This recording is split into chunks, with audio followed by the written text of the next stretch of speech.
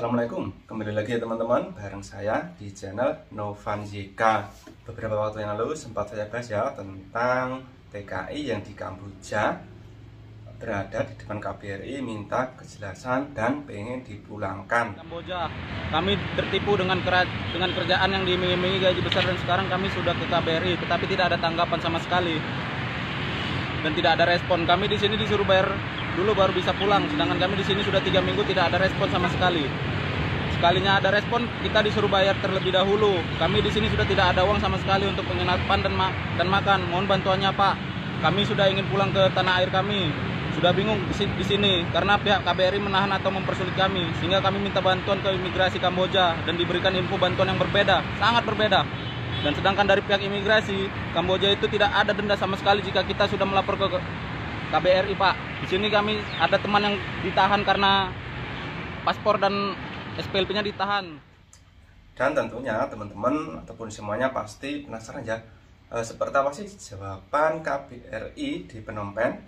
Kenapa tidak langsung ditanggapi ataupun mereka ini, TKI yang bermasalah ini, sampai membuat video dan diupload ke media sosial.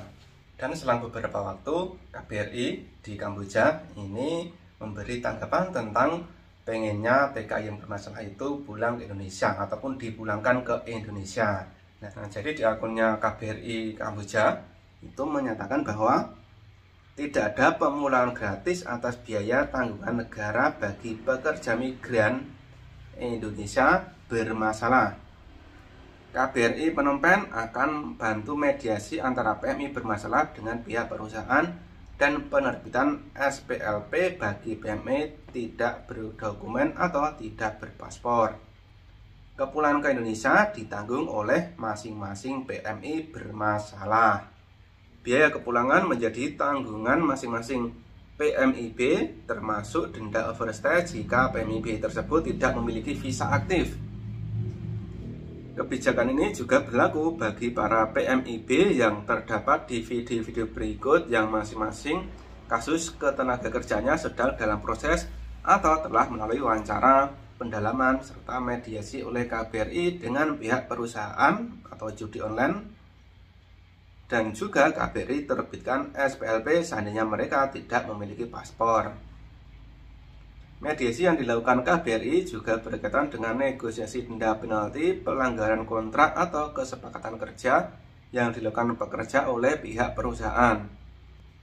Namun demikian, sesuai dengan Permenlu nomor 5 tahun 2018 tentang perlindungan WNI di luar negeri, negara atau KBRI tidak mengambil alih tanggung jawab pidana maupun perdata milik WNI termasuk pekerja migran bermasalah seperti hutang, denda kontrak atau kesepakatan antara pekerja dan perusahaan ataupun denda overstay. Kemudian setelah PMIB kembali ke Indonesia, KBRI akan mengajukan surat pencegahan kepada pemerintah Kamboja agar PMIB tidak dapat kembali masuk ke Kamboja sehingga tidak terulang kembali kasus ketenagakerjaan yang sama terhadap para PMI bermasalah tersebut.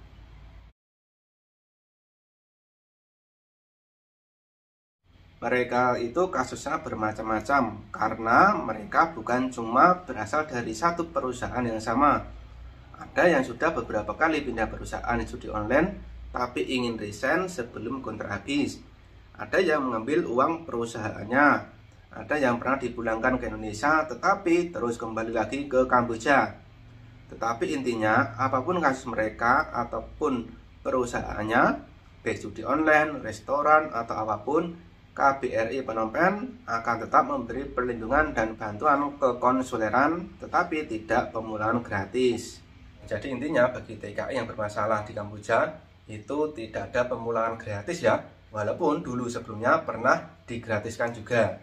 Jadi bagi teman-teman yang akan pergi ke luar negeri khususnya Kamboja ini ya, ataupun bekerja ke luar negeri secara tidak resmi, nah itu jangan dilakukan ya. Misalkan ada tawaran kerja ke Kamboja khususnya, nah itu sebaiknya ditolak aja, pilih kerja ke negara lain yang benar-benar sudah resmi sehingga di sana nanti perlindungannya akan lebih maksimal. Jadi seperti itu ya teman-teman, informasi saat ini semoga bisa memberi wawasan kepada teman-teman semua. Oke, sampai di sini dulu. Sampai ketemu lagi di video berikutnya. Assalamualaikum.